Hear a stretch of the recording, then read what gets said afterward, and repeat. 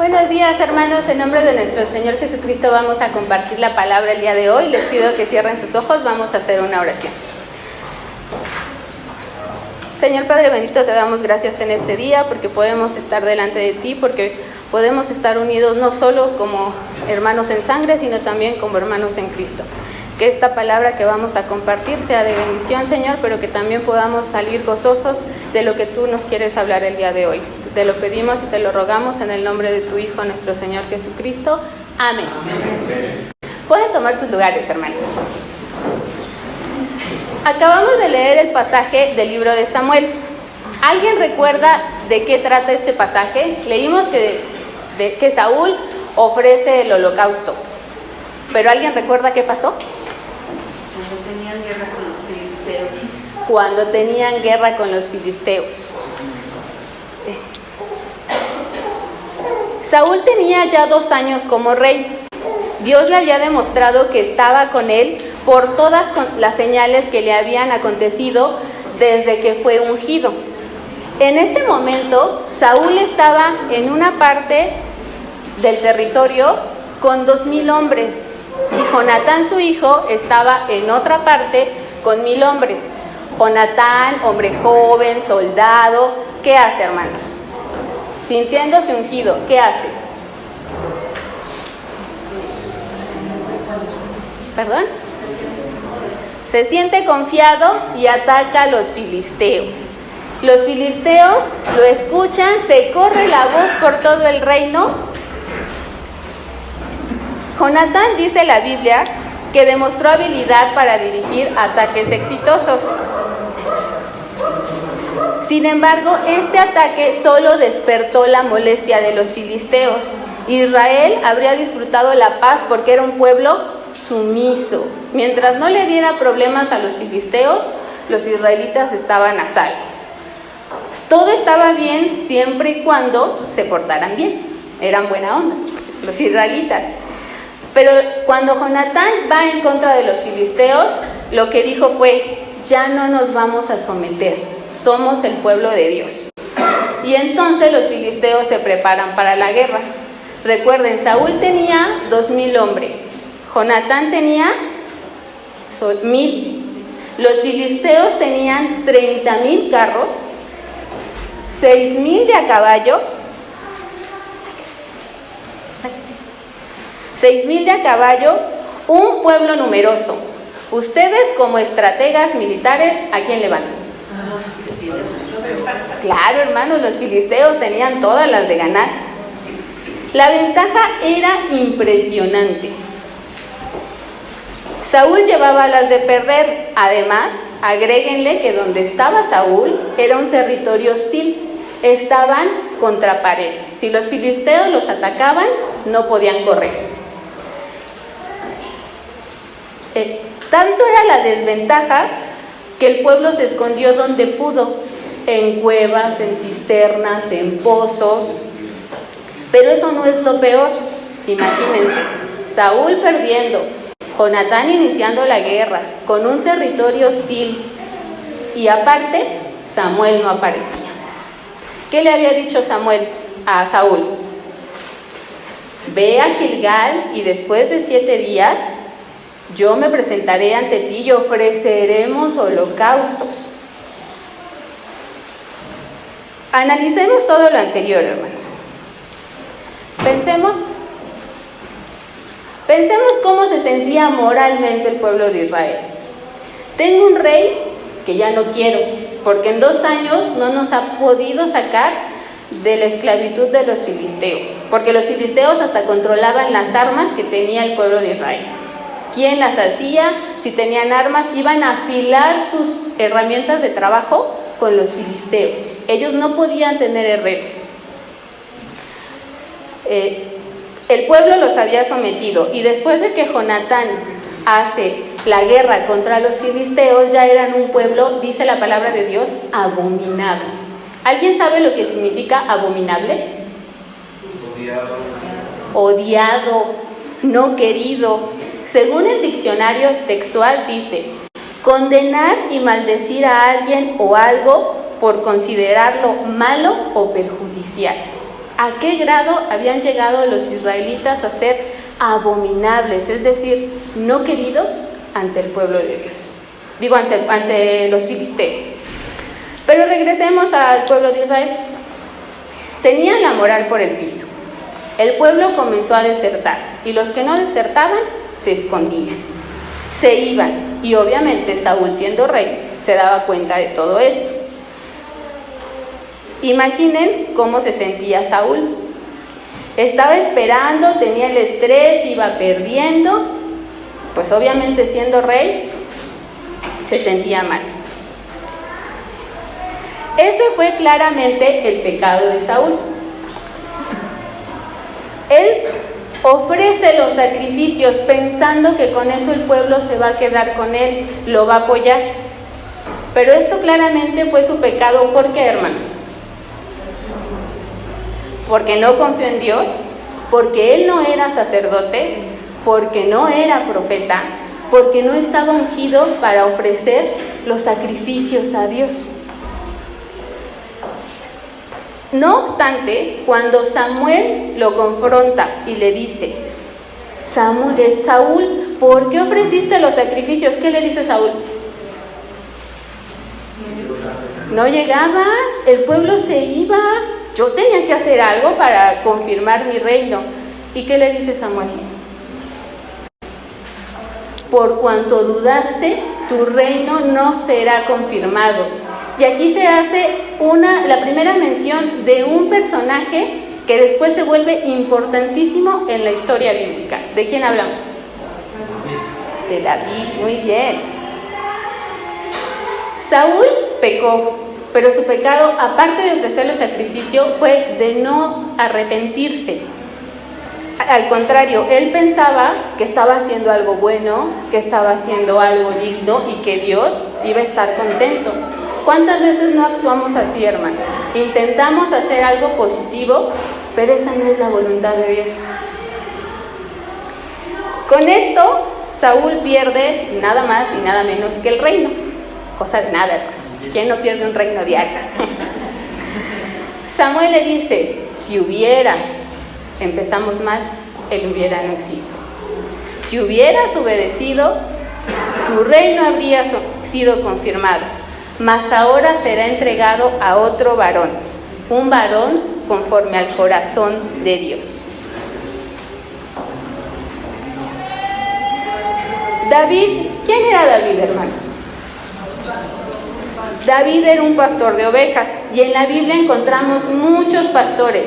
¿A quién recuerdan?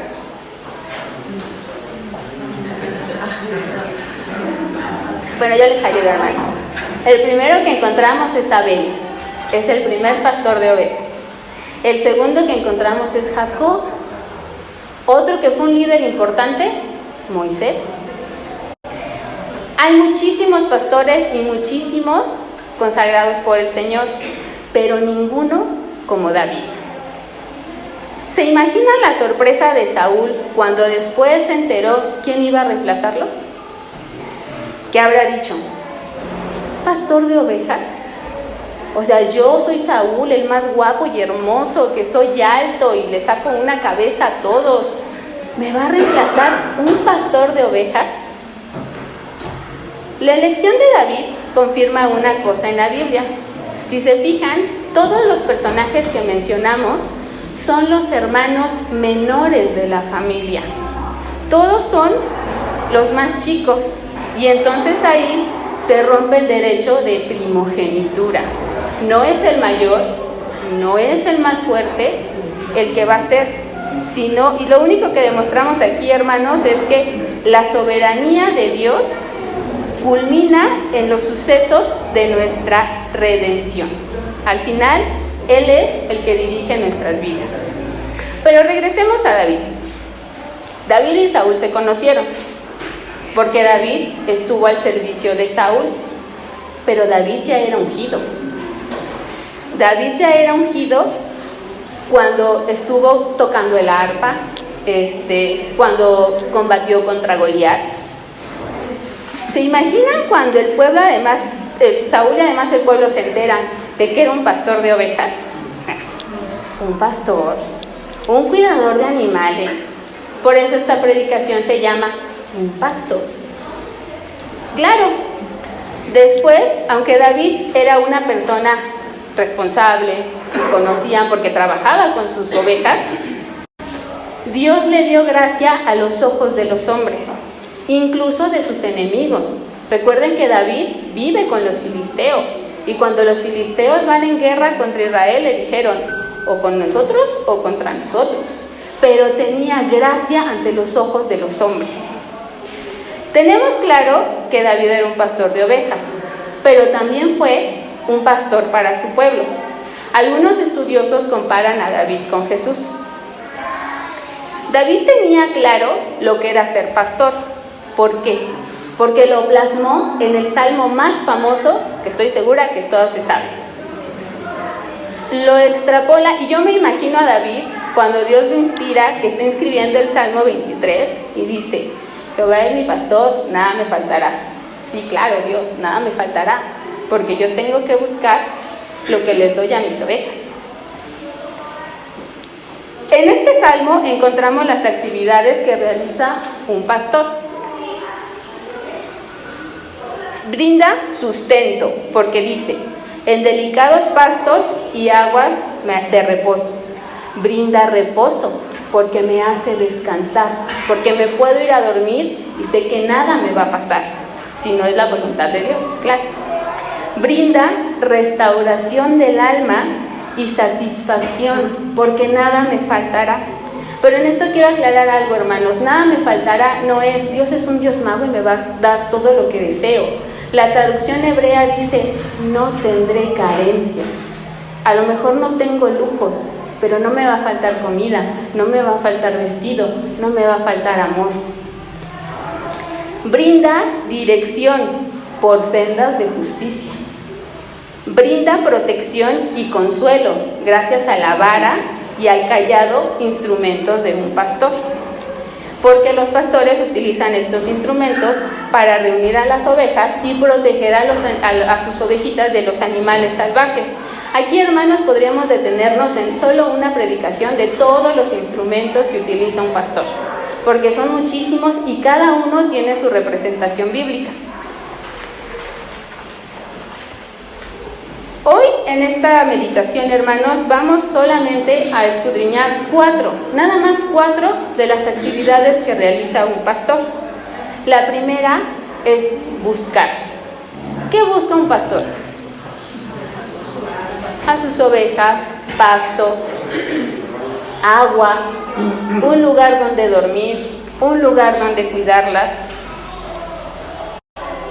Yo no tenía mucho conocimiento de lo que es ser pastor, hermanos. Yo soy más de actividades en lugares establecidos, con comodidades, un baño. Pero es un mundo impresionante, hermanos. ¿Desde qué deben usar? Algo que me llamó la atención es, para los que estén versados en tecnología, hay un curso en una universidad en línea para ser pastor de ovejas. Te dicen qué ropa debes usar, qué materiales debes utilizar, cuál es la mejor época del año, qué tipo de ovejas puedes cuidar, en qué parte del mundo. O sea, es un curso en línea que dura aproximadamente 2 años. Para mí eso fue algo impresionante. Pero no solo buscan todo eso, hermanos. Ellos buscan, ¿qué dijimos? Buscan agua, buscan pasto, buscan un lugar donde dormir, buscan. Y así, hermanos, cuando Jesús habla sobre la parábola de la oveja perdida, es muy interesante, es bien hermosa, es algo que te llena, ¿no? Y algo poético. El pastor dejó 99 ovejas y fue a buscar una. Pero veámoslo desde el punto de vista de la administración. Si alguien le dice a un administrador: voy a buscar una oveja que se me perdió, le va a decir: oye, estás mal. ¿Cuánto tiempo vas a invertir en buscarla? Te tienes que llevar comida. ¿Quién sabe cuánto tiempo vas a estar alejado del rebaño? Lo vas a descuidar. Dala por perdida. Y sigue. Pero Dios es tan maravilloso y grande que nos dice: no. Yo, Jesús, al contrario, voy a ir a buscar a esa oveja perdida. Una de las actividades que hacen nuestros pastores. no solamente de ovejas, sino también de iglesias. Buscar a la oveja perdida, que a veces como rebelde no quiere venir. Aunque si lo vemos desde el punto de la administración, es una pérdida el buscar a una oveja, lo que Dios quiere enseñarnos es que sepamos que Él nunca va a pasar de largo. En nuestra sociedad podríamos aceptar a una como perdida y pensar, tenemos 99, eso es suficiente. Pero cuando se trata de almas, nuestro buen pastor ve a la persona por encima del rebaño.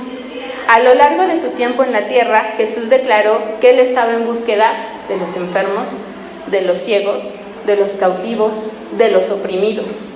En Lucas 19:10, Él afirma que su misión es buscar y salvar lo que se había perdido. Porque al final los que estamos aquí, hermanos, estamos ante Dios. Pero los que están allá afuera, esa es la misión, y no solo del pastor, sino también de nosotros. El plan de nuestro buen pastor es redimir a las ovejas una por una. La segunda actividad del pastor que veremos hoy es la de proveer. Cuando en el Salmo 23 declara, el Señor es mi pastor, nada me faltará, es difícil entender, ¿cómo no me va a faltar nada? No conozco personalmente a ningún pastor. Estuve buscando, hermanos, pero no encontré ninguno. Pero el salmista lo entendía y usa su propia experiencia. David sabía cuál era la inversión de tiempo para cuidar a sus ovejas y la inversión personal, porque él se entregaba a su rebaño. Mientras David escribía el Salmo, se dio cuenta de que él era una oveja perdida, porque el Salmo está escrito en primera persona. Jehová es mi pastor, nada me faltará, cosa que no pasa en muchos de los salmos. Él se reconoció como una oveja del rebaño. Pero no hablamos solo de lo material, hermanos, hablamos de lo que no vemos, de lo que no podemos tocar. Por ejemplo, un pastor provee bienestar. No me refiero a que el pastor va a cubrir todas nuestras necesidades, sino que va a hacer lo posible por ayudarnos a cubrirlas. ¿No tienes trabajo? Vamos a buscar qué podemos hacer. ¿Tienes dones? Ven, utilízalos en nuestra iglesia. ¿Saben que las ovejas se ungen con aceite? ¿Saben por qué? Para que no les piquen los insectos, para que sus ojos y su boca, sus oídos estén protegidos de las enfermedades, de las plagas. Nosotros como ovejas podemos decir también eso, que Dios nos unja con aceite, que por nuestros ojos solo entre la palabra de Dios, que por nuestra boca solo salga la palabra de Dios, que escuchemos la palabra de Dios, pero lo más importante, que lo que salga de nosotros sea la palabra de Dios. Cuando hablamos de nuestros oídos, hermanos, es algo muy interesante porque las ovejas solo reconocen la voz de su pastor. Hubo estudios que se hicieron donde personas intentan imitar la voz y las instrucciones que les da el pastor a las ovejas. Las ovejas no reaccionan, las ovejas no funcionan hasta que escuchan el timbre de la voz de su pastor. ¿Cuántos de nosotros, hermanos, hemos escuchado la voz de Dios y la hemos seguido? Porque muchos podemos haberla escuchado, pero decir, no, Señor, la fiesta está más interesante, o no, Señor, ir el domingo a la iglesia, mejor me quedo a ver el partido. Y todo esto lo hemos reforzado, hermanos, con las clases de formación cristiana. Esto es lo que se nos ha dicho. Entonces, habrá que poner atención en eso, hermanos. La tercera actividad que realiza un pastor es defender. Yo me imagino, hermanos, o yo me imaginaba un pastor de ovejas, bueno, el bíblico, iba con su túnica, su cayado, caminando, apacentando a las ovejas, muy tranquilo. Pero cuando estuve revisando la información para esta predicación me di cuenta que eso era algo que no es cierto, hermanos. ¿Contra quién peleaba David cuando apacentaba las ovejas? Contra leones y osos. Aparte, ¿qué condición física debía tener para vencer un león o un oso? Entonces, esa imagen que yo tenía se borró, desapareció. Todos pensamos, o más bien todos debemos de tener esa idea de que nuestro Dios es un Dios defensor también. El hermano Freddy nos decía en la predicación que cuando él iba a dejar a Eunice, lo habían asaltado, le habían hecho, pero después, cuando él empezó a leer la palabra de Dios, ¿qué dijo, hermanos? Yo me sentía seguro. Esa es la seguridad que debemos tener, porque Dios es nuestro defensor. La cuarta actividad que hace un pastor, hermanos, es amar a sus ovejas. Cada pastor, hermanos, reconoce a cada una de sus ovejas. Incluso algunos les ponen nombre a cada una. Y saben quiénes son sus ovejas, por eso saben cuando falta una. Jesús dice en Juan 15:13, nadie tiene un amor mayor que este, que uno dé su vida por sus amigos. En algunos manuales de veterinaria especifica que las ovejas pertenecen a la especie animal de presa. ¿Qué significa, hermanos? Que fueron hechas para morir. Así. Y un pastor tiene que cuidarlas. El pastor debe evitar que sean comidas por los osos, por los leones, por los lobos. Por eso nosotros las ovejas siempre necesitamos un pastor, porque nuestra vida siempre está en riesgo de perderse por el pecado, de perderse por alejarnos de la palabra de Dios. No me refiero a morir en el cuerpo, hermanos, me refiero a perder nuestra alma, a no estar delante de nuestro Dios. Pero por eso Jesús anuncia su propia muerte, cuando dijo, el buen pastor su vida da por las ovejas. Ese es un gran amor. Después de ver todo este contexto de David, de las ovejas, ¿qué hacen los pastores hoy, hermanos?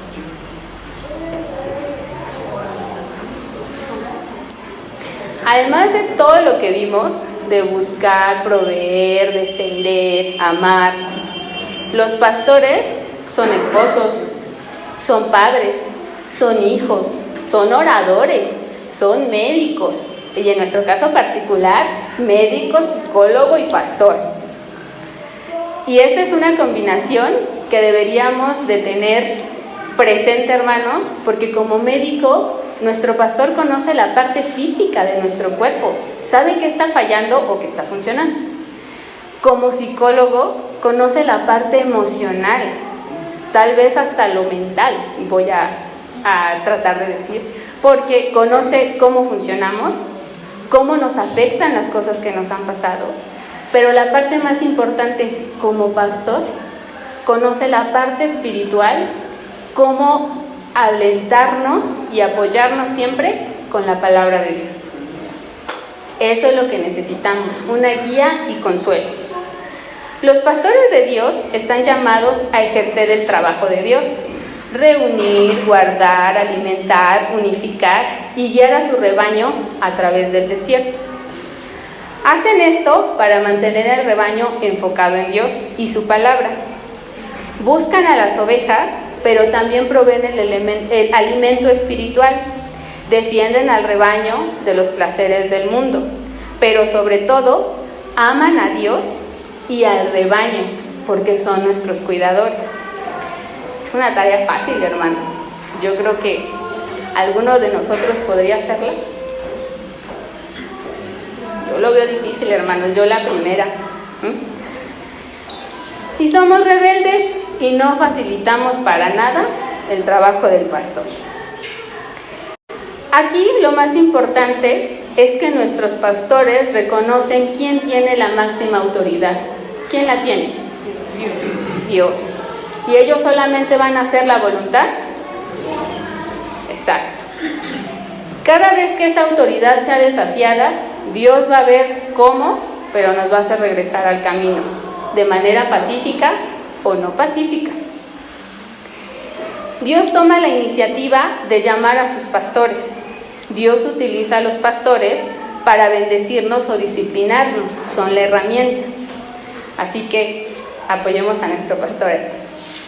Les voy a platicar la historia de Shrek. ¿Ustedes conocen a Shrek? ¿Sí? ¿Qué sienten al ver esa imagen, hermanos? ¿Calor? ¿Qué sienten al verla? ¿Perdón?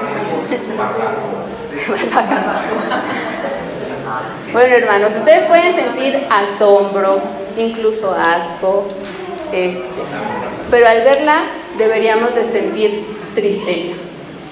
¿Por qué? Esta es una oveja que su pastor decía, bueno, les platicó, en el año 2004 empezó a circular esta imagen en internet. Es una oveja que estuvo perdida durante 6 años. Era una oveja, dice su pastor, común y corriente. No me daba problemas, era muy tranquila. El único problema que tenía era que no se dejaba esquilar, no se dejaba cortar la lana. ¿Qué creen que hizo la oveja? Se escapó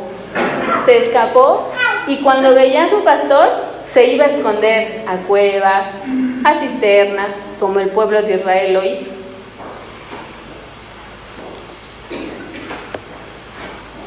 Estas ovejas, este tipo de ovejas, hermanos, producen 4 o 5 kilos de lana al año. El problema es que aparte, como dijeron por ahí, sienten mucho calor, por eso se les esquila, porque cuando tienen mucha lana no pueden regular su temperatura, entonces mueren literalmente sofocadas de calor por la lana que ellas mismas producen. ¿Se imaginan 6 años produciendo 4 o 5 kilos con esta lana? Aparte, si no tenía quien la cuidara, no había quien la limpiara. Las propias necesidades de las ovejas, sus propios desechos, quedaban enredados en la lana, lo que significaba que podía haber infecciones, enfermedades y después la muerte. Fue un milagro que Shrek estuviera viva durante 6 años. Cuando regresó, se le dificultaba ver porque ya le tapaba la lana los ojos, se le dificultaba caminar porque ya no mantenía el equilibrio.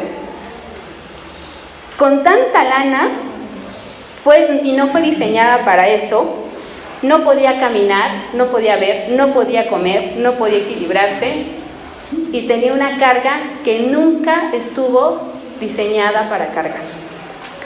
La palabra oveja es una de las analogías más comunes que Dios usa en la Biblia para describir a las personas y muchas veces Él se define como nuestro pastor.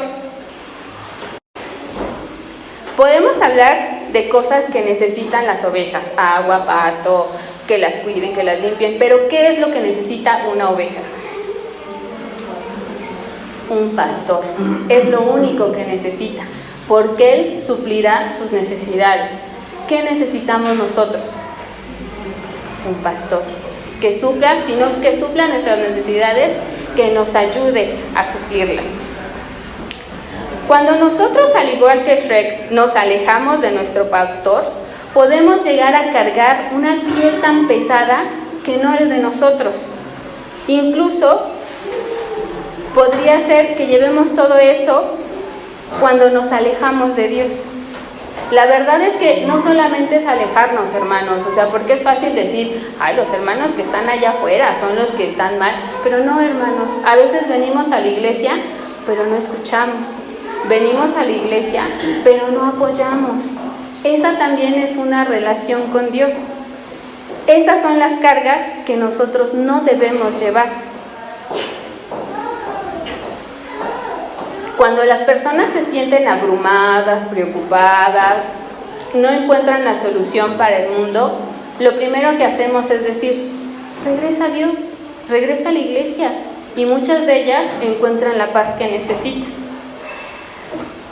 Ahí es cuando nos parecemos a Shrek, hermanos, una oveja cuya lana creció fuera de control, evita a su pastor, pero también nosotros, haciendo la analogía, evitamos a Dios.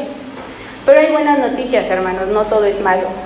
En Mateo 11, 28 al 30, Jesús dice: vengan a mí todos los que estén cansados y cargados, que yo los haré descansar. Tomen mi yugo sobre ustedes y aprendan de mí, que yo soy manso y humilde de corazón, y hallarán descanso para sus almas, porque mi yugo es fácil y ligera mi carga. Cuando nos acercamos al pastor, Él nos libera de ese peso. Para terminar la historia de Shrek, hermanos, al final su pastor la encontró. Le fue difícil identificar que era su oveja después de tanta lana. La esquiló por primera vez. Fue un éxito mundial, una noticia que salió en toda el radio, televisión. Al final, a Shrek le quitaron 27 kilos de lana, suficiente para vestir a 20 hombres completos. ¿Se imaginan la cantidad de lana? Y desde el punto de vista cristiano, la carga que llevaba. Pero regresemos a David, hermanos. Pocos hombres han tenido una vida tan variada y privilegiada como la de David. Era pastor de ovejas, fue monarca. Era poeta, fue soldado. Era campeón del pueblo y fugitivo del rey. Contradicciones de la vida. Era amado por Jonatán y perseguido por el papá de Jonatán. Era vencedor de los filisteos, o sea, les ganaba, pero era aliado de los filisteos. El secreto que está aquí, hermanos, no es más que Dios estaba con David. El secreto nos elude. Si ustedes buscan en la Biblia, dice, pero ¿por qué David tenía, vamos a decir, tan buena suerte, no? Que no tenía, al parecer, enemigos. Si leemos primer libro de Samuel, capítulo 16, versículo 13, ahí está la respuesta. Cuando David es ungido, dice la palabra de Dios, desde aquel día en adelante, el Espíritu de Jehová vino sobre David. He ahí el secreto de todo. Cuando David fue ungido, el Espíritu se posó en él. No era que tuviera buena suerte, no era que pudiera conquistar el corazón de los hombres, era que Dios estaba con él. Vamos a pensar en ese día de la unción, hermanos. Ese día comenzó como cualquier otro. David seguramente estaba con sus ovejas. No hubo canto celestial, no hubo una escalera de ángeles, o sea, no hubo nada. David fue a trabajar cuidando a sus ovejas. Se puso en marcha para llevar su rebaño hacia las tierras donde las iba a apacentar, donde había agua. Avanzaban las horas de la mañana y él estaba pensando, ¿dónde vamos a pasar la noche? ¿Qué van a comer? Hay que cuidarnos. En este escenario está David pensando y llega un mensajero, corriendo, vamos a decir sin aliento. ¿Cuál fue el mensaje que le dio a David? Te están esperando en tu casa. Vino el profeta, va a hacer un gran banquete, pero faltas tú. Imagínense qué sintió David, hermanos. Recordemos su historia. Era el menor. Tenía hermanos que eran soldados de Saúl. Él era el que cuidaba las ovejas. Y que un profeta no quisiera empezar el banquete hasta que él llegara, ¿cómo se ha de haber sentido? Emocionado. Entonces dijo, yo me imagino que se le iluminaron los ojos, porque nunca le habían hablado, o tal vez sí, pero nunca, para que un profeta estuviera con él. Era causa de un placer que sentía.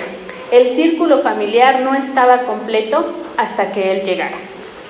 Dejó a sus ovejas y corrió a su casa.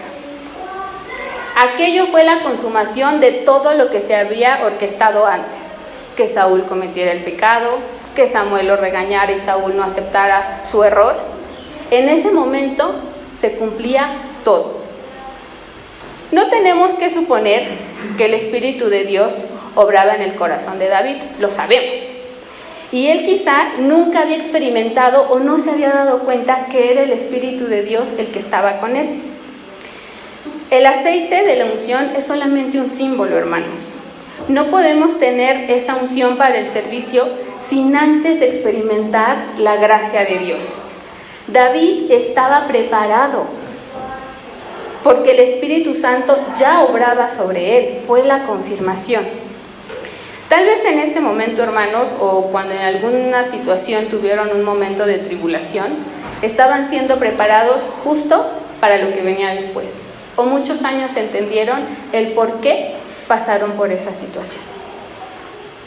Cuando la unción fue realizada por Samuel, el profeta había hecho muchas cosas en Belén, pero ninguna podía compararse con la solicitud que sentía por la juventud, porque Samuel es el que crea las escuelas de profetas en Belén.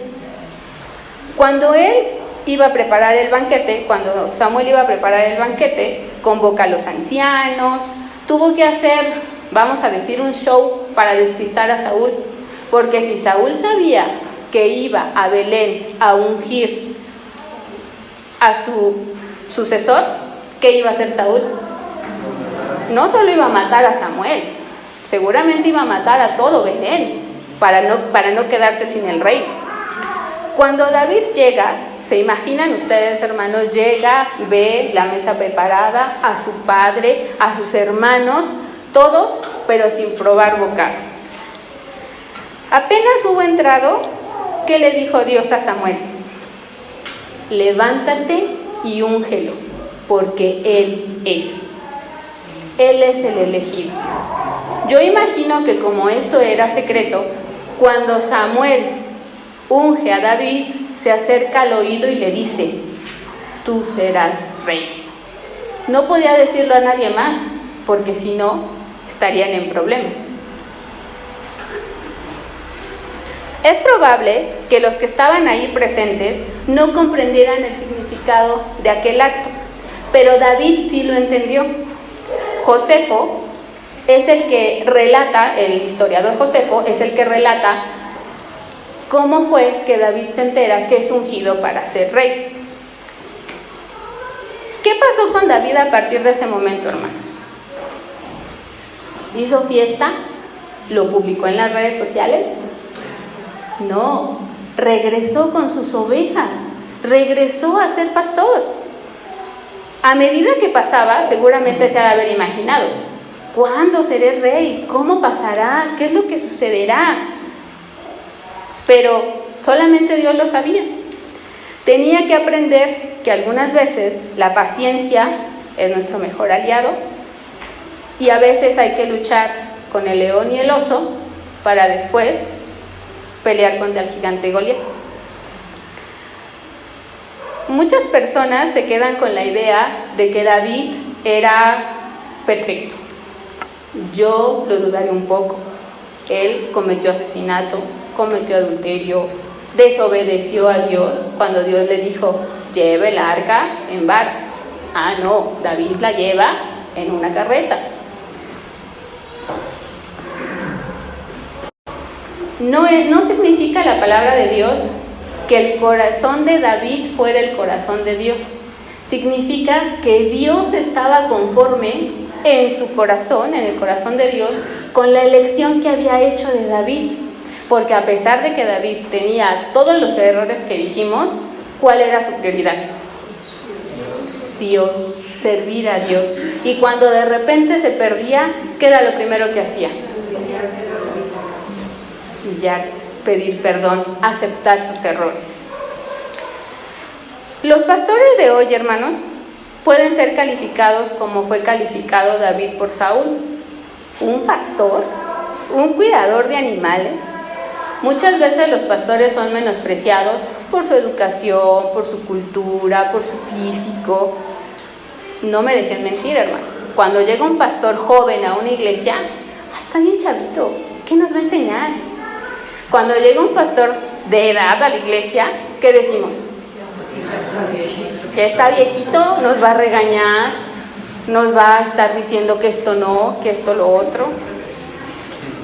Pero antes de juzgar a nuestros pastores, hermanos, pensemos en esas dos cosas que están allá arriba. ¿Qué puedo aprender de mi pastor? No importa quién sea o cómo sea, ¿qué puedo aprender de él? Segundo, ¿qué puedo hacer yo para apoyar a mi pastor?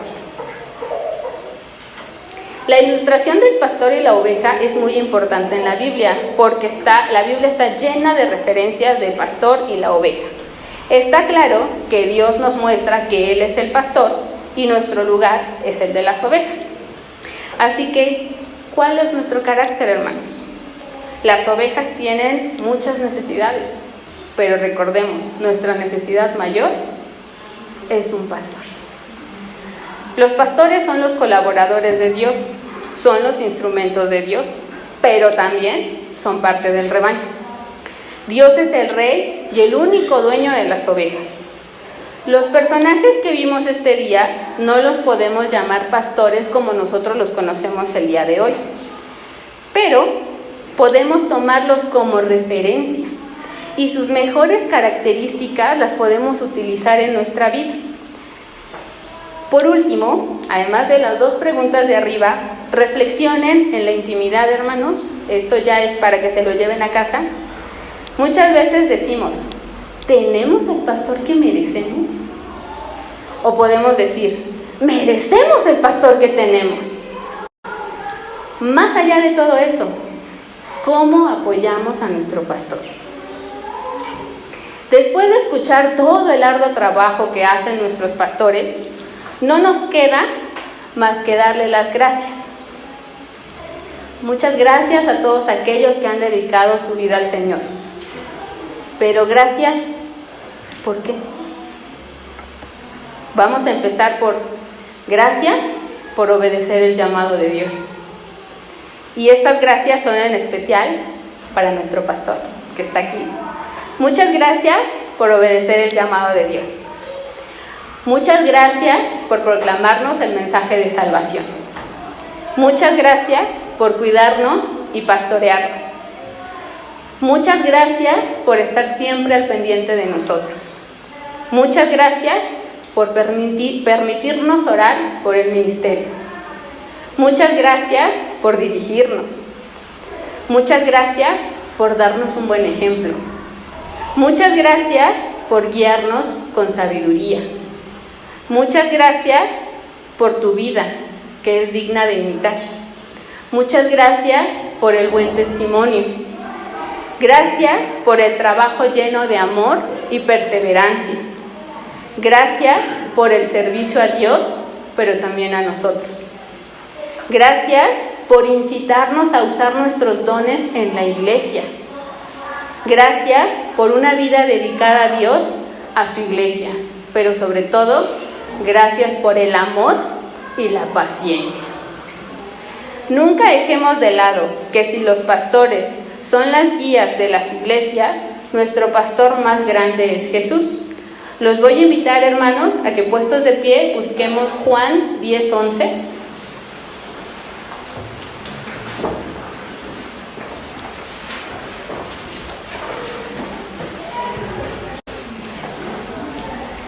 Juan 10:11 y lo leamos todos juntos. Amén, hermanos. Amén. Yo soy el buen pastor su vida da por las ovejas. Amén. Inclinemos nuestro rostro. Muchas gracias, Señor, porque tú nos permites estar aquí, porque podemos estar unidos alabando tu nombre, pero también te damos muchas gracias porque tú eres el que elige a nuestros pastores, el que los pone frente a nosotros, Señor, pero también pones en nosotros el deseo de querer apoyar, estar con ellos, pero sobre todo, Señor, de querer aprender más de ti. Gracias porque tú eres nuestro buen pastor, porque tú nos defiendes, pero sobre todo porque tú moriste por nosotros para que pudiéramos estar delante de ti. Te pedimos que seas tú quien guíe la vida espiritual, no solo de nuestros pastores, sino también de las ovejas que estamos delante de ti, con nuestros corazones, con nuestras preocupaciones y con todo lo que tenemos ofreciéndote. Te pedimos todo esto, Señor, y te damos las gracias en el nombre de tu Hijo, nuestro Señor y Salvador Jesucristo. Amén.